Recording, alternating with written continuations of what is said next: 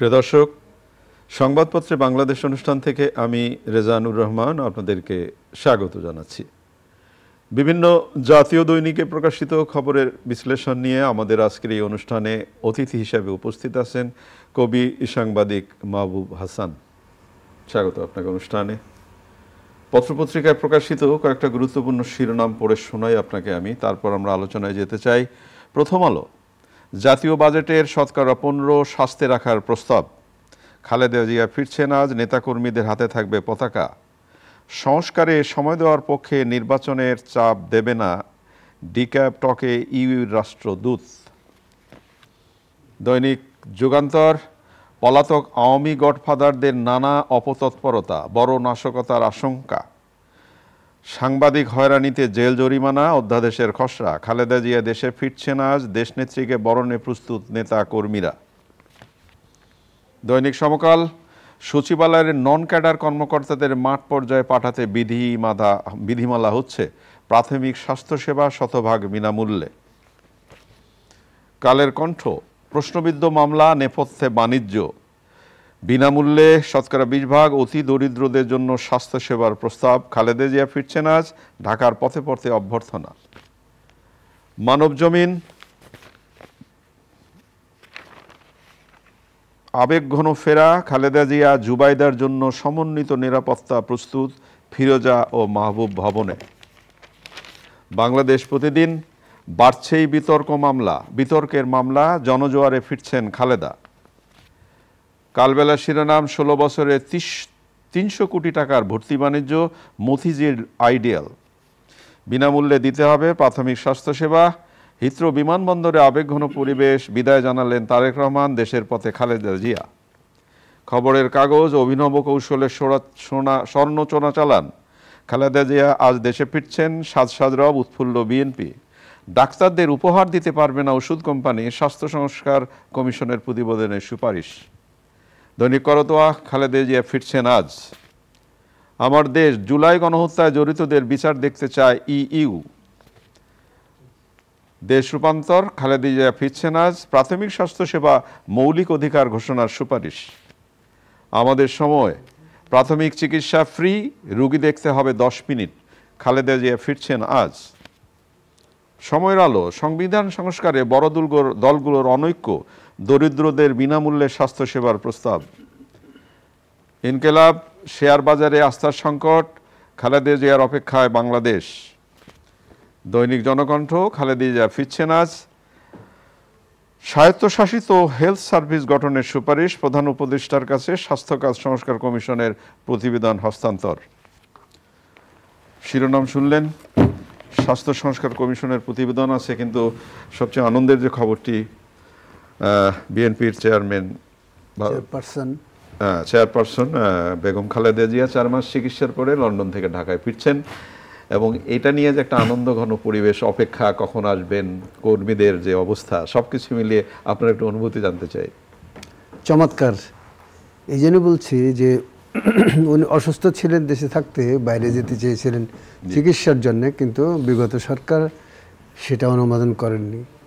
এটা ছিল সবচেয়ে দুর্ভাগ্যজনক আমাদের, যে একজন রাজনৈতিক নেত্রীর প্রতি আরেকজন রাজনৈতিক নেত্রীর যে মনোভাব, সেটা কিন্তু মানে মানবিক এবং নৈতিক ছিল না। চিকিৎসার অধিকার, চিকিৎসার অধিকার না, উনি বলছিলেন যে না, দেশের চিকিৎসা চলছে, কিন্তু উনি দেশের চিকিৎসা নিয়েছিলেন, কিন্তু সেটা মানে ভালো হচ্ছিল না। এটা আমরা দেখতে পাচ্ছিলাম যে উনি বারে বারে বাসায় ফিরছেন, আবার বারে বারে যাচ্ছেন।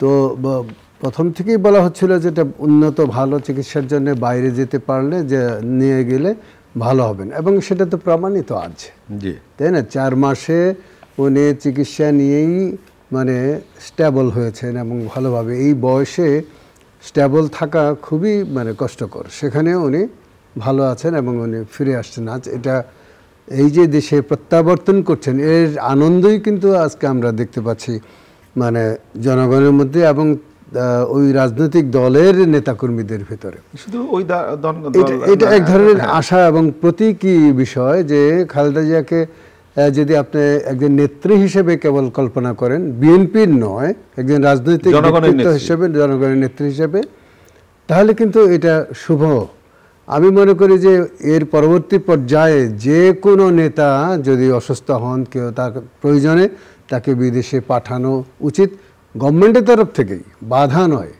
চিকিৎসার এই অধিকারকে আরও অবারিত করার জন্যে আমরা আহ্বান জানাই, এটা হলো বড় বিষয়। আর এই নেত্রীকে বরণ করার জন্যে যদি বিএনপির কর্মীরা উপদ্রব শুরু করেন, যদি রাস্তা ব্লক করেন, মহাসচিব তো বলেছেন যে আপনারা রাস্তায় নামবেন না, রাস্তার পাশে দাঁড়াবেন। হ্যাঁ, মহাসচিবের এই আবেদন তারা কতটা শুনবেন আবেগের জায়গা থেকে, আবেগের জায়গা থেকে। এটা আমরা তো আবেগের জাতি, আমরা কিন্তু যুক্তিকে মানি না।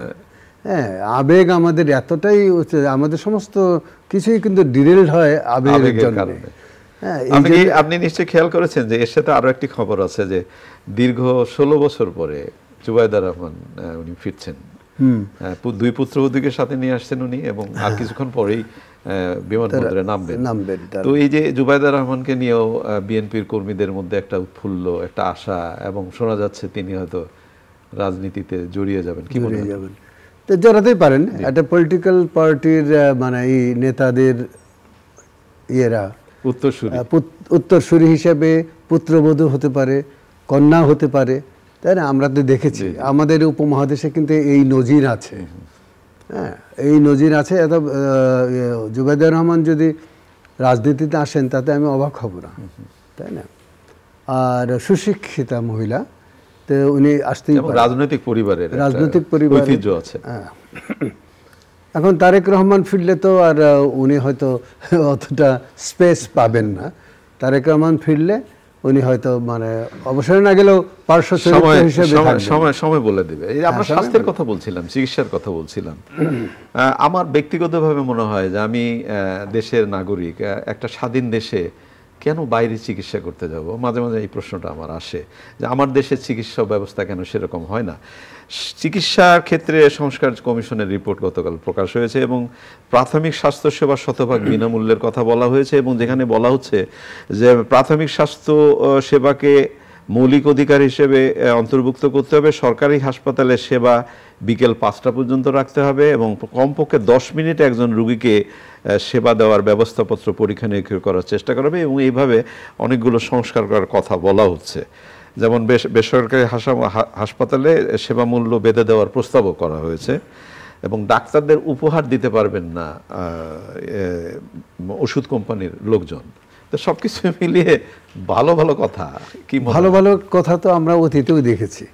আমরা মনে আছে আপনার যে এক সময়ে হয়তো এরশাদের সময়ে এই যে ফিজ বেঁধে দেওয়া হলো 10 টাকা নাকি 15 টাকা বা 20 টাকা এইরকম, কিন্তু কে মেরেছে বলেন? তারপরে আপনি বেসরকারি হাসপাতালে একটা মেনে দেয় বেঁধে দিবেন কিভাবে? মানে না, সরকারি হাসপাতাল যদি বেঁধে দিতে পারেন তাহলে বেসরকারিও পারবেন, তাই না? এই বেসরকারি হাসপাতালগুলো ডাক্তার মূলত সরকারি চাকরিজীবীরাই, যারা ওইখানে মানে সেবা প্রদান করেন হাসপাতালে, তারাই আজকালে অবসর টাইমে ওইটা করেন। তো এটার চেয়েও বড় বিষয়, মারাত্মক এটা, সেটা হলো যে আপনার একটি উপজেলা লেভেলের একটি ক্লিনিকে অথবা সরকারি হাসপাতালে অথবা যে কোনো সরকারি ব্যবস্থাপনায় যে ডাক্তারকে নিয়োগ করা হবে তিনি সেখানে থাকেন না। এটাই হলো সত্য। এই নিশ্চয়তা করতে হবে যে তাকে সেখানে থাকতে হবে, সেখানে তিনি চিকিৎসা করবেন। হাসপাতাল যেমন বা ক্লিনিকে, তেমনি ব্যক্তিগত যে চিকিৎসা করবেন সেটাও ওইখানেই করবেন, ওখানেই তার চেম্বার থাকবে, এবং মিনিমাম যত মানে এইটা ফিটা নেওয়া যায় সেটা নিশ্চিত করবেন। দুটো কারণে, যে চিকিৎসা কিন্তু সেবাধর্মী শিক্ষা, এবং তাদের চিকিৎসক করে তুলতে হলে জনগণের যে অর্থ সরকার ব্যয় করেন তার মানে তা ফেরত তো দেন না, কোনো চিকিৎসক দেন না, এতে সেবা দিয়ে টাকা সেটা ফেরত দিতে হবে। এই লক্ষ্যেই কিন্তু সরকার এই চিকিৎসকদের লেখাপড়ায় যে অতিরিক্ত ব্যয় সেটাকে তারা কিন্তু বহন করেন, জনগণের টাকা বহন করেন। এতে তাদের কর্তব্য, এই চিকিৎসকদের কর্তব্য জনগণকে সেবা দেওয়া। যেখানে নিয়োগ পাবেন সেখানেই তিনি থাকবেন, তার আশেপাশেই তিনি মানে বেসরকারিভাবে যদি চেম্বার খোলেন সেটা করতে হবে, এবং মিনিমাম টাকা বানানোর বা টাকা বাণিজ্যের এটা বিষয় নয়, এটা সেবার বিষয়। এটা কি বলে, সরকারকে প্রতিষ্ঠা করতে হবে চিকিৎসকদের মাধ্যমে, চিকিৎসকদের মনের ভিতরে, তাদের সততার মধ্যে, তাদের নীতির মধ্যে, আদর্শের মধ্যে এটাকে লালন করতে হবে। তা না হলে এই চিকিৎসার সেবা দিয়ে করতে মানে হবে না। এই যে আপনি বললেন যে স্বাস্থ্য সংক্রান্ত যে প্রতিবেদন সরকারকে দেওয়া হয়েছে, সেখানে বলা হয়েছে যে গরিব মানুষকে বিনামূল্যে চিকিৎসা, এটা তো অধিকার তার, আমাদের যে কয়টা মৌলিক অধিকার তার মধ্যে কিন্তু একটা। তো সেই মৌলিক অধিকার যদি আমি বাস্তবায়ন না করতে পারি, তাহলে আমি কি বাস্তবায়ন করতে পারলাম? সরকার কি বাস্তবায়িত করতে পারলো সব কিছু? পারলো না। সরকারের ব্যর্থতা কিন্তু শুধু পলিটিক্যালি না, এইসব ক্ষেত্রে সবচেয়ে বড় বড় মানে কি বলে ব্যর্থতা তাদের আছে। এই ব্যর্থতা কাটানোর নামই হলো গণতন্ত্র, যাতে সবাইকেই সমানভাবে সুচিকিৎসা দিয়ে আমরা লালন করতে পারি। তাদের প্রতি আমাদের যে দায়িত্ব, কর্তব্যবোধ, সেটা যেন আমরা পালন করতে পারি। এটা যদি না করতে পারি, যতদিন করতে পারবো না ততদিন আমরা বলতে পারবো না যে আমরা এদের চিকিৎসা সেবা দিয়েছি, আমাদের ভালোবাসায় এরা জাতি এখন সুস্বাস্থ্যের অধিকারী হয়েছে। সুস্বাস্থ্যের অধিকারী হয়েছে। নির্বাচন নিয়ে তো নানা ধরনের কথা হয়, এই ডিসেম্বরে বা জুনে বা হচ্ছে, কিন্তু গতকাল ইউএই রাষ্ট্রদূত যে কথা বললেন, তাতে আপনার কি মনে হয়? সংস্কারের সময় দেওয়ার পক্ষে তিনি, এবং তিনি বলেছেন যে নির্বাচনে চাপ দিবে না তারা, রাখাইন করিডোরের উদ্যোগকে ইতিবাচক মনে করেন ইউ। তাহলে এই যে সবকিছু মিলিয়ে কি মনে হয়? এবং বলা হচ্ছে যে বাংলাদেশের নির্বাচন তার জনগণ নির্ধারণ করবে। হ্যাঁ, ইউরোপিয়ান ইউনিয়নের যে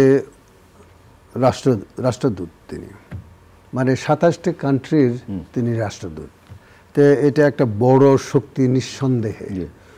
তিনি যে কথাটা বলেছেন খুবই যুক্তিসঙ্গত, তবে এটাও একটা ভাবতে হবে যে সংস্কার প্রক্রিয়াটা একটা দীর্ঘমেয়াদী বিষয়। আপনি হুট করে একটা সংস্কার করে ফেলতে পারেন না, কারণ এর ভালো এবং মন্দ, এর এই সংস্কার যেটা করবেন আপনি, সেটা তো আবার সংসদে আপনাকে আলোচনা করে নিতে হবে, আলোচনায় পাশ করাতে হবে। সেটা তো উচিত, এটা তো উচিত হলো, মানে তো সংসদ আগে হতে হবে। হ্যাঁ, সংসদ আগে হতে হবে, এটা একটা বড় বিষয়।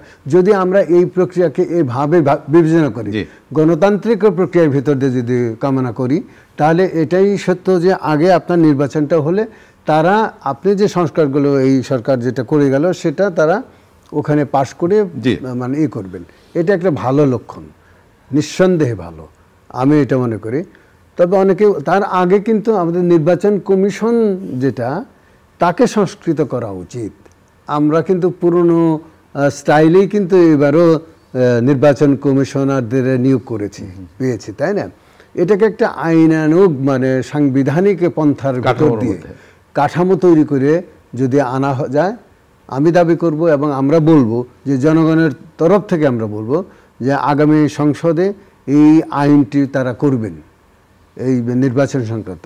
আর করিডোর সম্পর্কে উনি যেটা বলেছেন, হ্যাঁ, খোলা চোখে এটাই সম্ভব যে আমরা মানবিক করিডোর দিতে পারি, অবশ্যই দিতে পারি, তাই না? কিন্তু এটা খেয়াল রাখতে হবে যে এটা দিয়ে হিউম্যান এই করিডোর হবে কিনা, অস্ত্রের করিডোর হবে কিনা, বিদেশি শক্তির করিডোর হবে কিনা, এইগুলো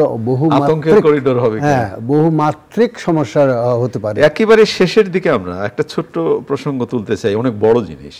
বেইলি রোডে আগুন লাগলো একটি রেস্টুরেন্টে, সেখানে অনেকগুলো মানুষ মারা গেল। আমরা ধরে ওই বিল্ডিংটি এখনো ওইভাবে কাঠামোটা রয়ে গেছে, এবং তারপরেও আমরা আশা করছিলাম যে বোধ করি এখন সবাই সচেতন হবে। আবার গতকাল বেইলি রোডে আগুন লাগলো একটি ভবন। এটা দুর্ভাগ্যজনক না? তখন কিন্তু আইনের কথা বলা হয়েছে এবং রেস্তোরাঁ বানানোর জন্য কোন ধরনের ডিজাইনের যে দৌড়ঝাঁপ হলো, এই করা হলো, ওই করা হলো, ওইটা বন্ধ করা হলো, ওইটা অমুক হলো, তমুক হলো, তারপরে আবার কোনো কার্যকর কোনো হয় না। ঢাকা মহানগরীতে প্রকৃত অর্থে কোনো রেস্তোরাঁ তৈরি করার জন্য যে কাঠামো দরকার, বিল্ডিং কাঠামো দরকার, সেটি কিন্তু এরা তৈরি করেনি, করলেও মানছে না। না, মানবে না কেন? না মানলে তাকে আইনের আশ্রয় নিয়ে আসতে হবে। সোজা হিসাব, এর কোনো বিকল্প নাই। আপনি কি প্রতিদিনই আপনি আগুন ধরাবেন এবং প্রতিদিনই আপনি মানুষ মারবেন? অনেক ধন্যবাদ। প্রিয় দর্শক, আমরা শেষে যে আলোচনাটি করলাম আপনারা শুনলেন, বেইলি রোডে আগুনে অনেকগুলো মানুষ মারা গিয়েছিল। আমরা সেই আলোচনা করেছিলাম, অনেক দৌড়ঝাঁপ, এবং মনে করা হয়েছিল নিশ্চয়ই ভবিষ্যতে এ ধরনের কোনো সংকটে আমরা পড়ব না। কিন্তু আমরা কি আসলেই প্রস্তুত, বা আমরা কি এখান থেকে কোনো শিক্ষা নিয়েছি? ভালো থাকবেন। আগামীকাল নিশ্চয়ই সময় কথা হবে। খোদা হাফেজ।